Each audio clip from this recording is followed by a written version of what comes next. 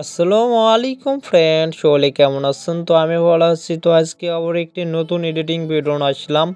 তো DNG preset কীভাবে তৈরি করতে হয় অবশ্যই ভিডিওটি সম্পূর্ণ দেখে আপনাদের নিজের ফটো দিয়ে কীভাবে ডিএনজি প্রিসেট তৈরি করতে হবে অবশ্যই ভিডিওটি সম্পূর্ণ দেখে শিখে নেবেন। তো অনেকে ভাইরা হোয়াটসঅ্যাপে মেসেজ দিয়ে বলতেছেন ভাই ডিএনজি প্রিসেট কীভাবে তৈরি করবে একটা ভিডিও আসেন, এই জন্য ভিডিওটি নিয়ে আসলাম। অবশ্যই ভিডিওটি সম্পূর্ণ দেখবেন।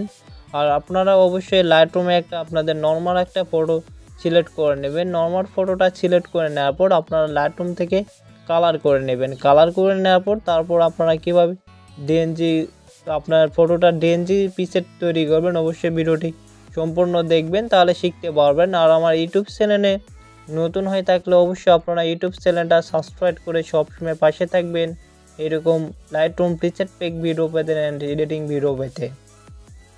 আর আমার থেকে যারা হাই কোয়ালিটি পেলাম প্রিসেট পেক কিনে নিতে চাচ্ছেন অবশ্যই হোয়াটসঅ্যাপ নাম্বারে নক করতে পারেন। হোয়াটসঅ্যাপ নাম্বার ভিডিওতে দিয়ে রাখবো অ্যান্ড ভিডিও ডিসক্রিপশন বক্সে দিয়ে থাকবো, আপনারা ওখান থেকে নক করতে পারেন। তো আমার ইউটিউব চ্যানেলে আরও প্রিসেট কোয়ালিটি ভিডিও আছে, আপনারা ওইগুলো ভিডিও দেখে আসতে পারেন। তো আপনারা এখান থেকে অবশ্যই লাইটরুম থেকে ভালো একটা কালার গ্রেডিং করে নেবেন। তারপর আপনারা কীভাবে ডিএনজি প্রিসেট তৈরি করে তারপর আপনাদের নিজের ফটোতে এড করবেন অন্য ফটোতে। তো অবশ্যই ভিডিওটি সম্পূর্ণ দেখলে বুঝতে পারবেন। আর ভিডিওটি ভালো হয়ে থাকলে বন্ধুবান্ধবের কাছে ভিডিওটি শেয়ার করতে পারেন। তো এখন দেখে নেন কীভাবে ডিএনজি প্রিসেট তৈরি করতে হবে।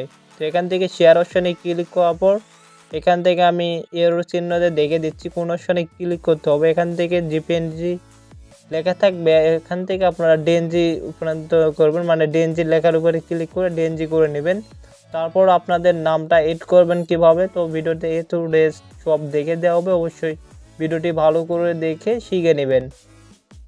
আর ভিডিওটিকে স্কিপ করে দেখতে যাবেন না, ভিডিওটি স্কিপ করে দেখতে গেলে আপনারা এই এডিটিং কাজগুলো বুঝতে পারবেন না। তো অবশ্যই আপনারা দেখে নেন। আমি এখান থেকে আমার নামটা সিলেক্ট করে নিচ্ছি, আপনাদের নামটা এখানে দিয়ে রাখবেন। দিয়ে এখান থেকে ডান অপশানে ক্লিক করার পর এখান থেকে টিক অপশানে ক্লিক করলে আপনাদের এখান থেকে ডিএনজি প্রিসেটটা তৈরি হয়ে যাবে। এখান থেকে অটোমেটিক সেভ হয়ে আপনাদের ডিএনজি প্রিসেটটা আপনাদের গ্যালারিতে চলে যাবে। আমি তারপর দেখাবো আপনার গ্যালারি থেকে এই প্রিসেট ফাইলটা কত এমবি হয় আমি দেখাচ্ছি।